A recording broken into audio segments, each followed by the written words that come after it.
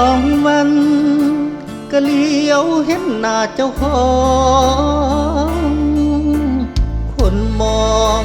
ว่าอายมัวหลายลีหักของอายมอบหัวใจให้ทั้งชีวิต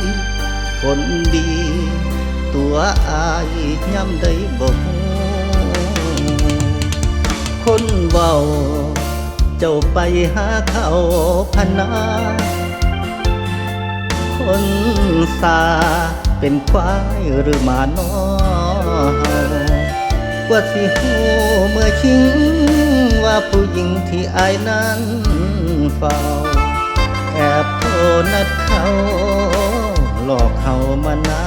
นเป็นปีพนา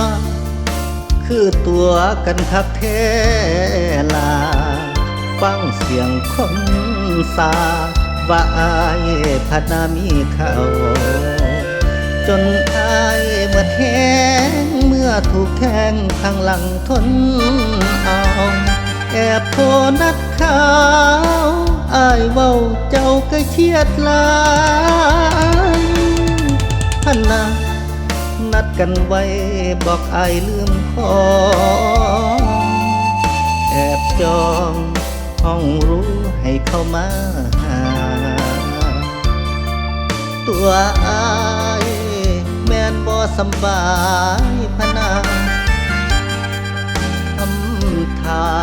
เป็นใครสิไปหาหมอ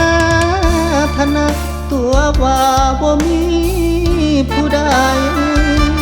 แสงน้ำตาไหลคือใจสิขาดทั้งเพบอกเคยเล่นสู้พันนาหักอายไหลเดถึงอายบ่เทพันนาหักเดหักลายพันนา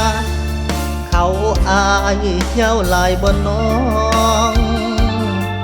เฮาสองสิหักกันดุนปานใดบัดอายเที่ยวถามคนงามใกล้เครียดไปยายอย่าให้เขาอายเย้าลายคือควายอยู่นา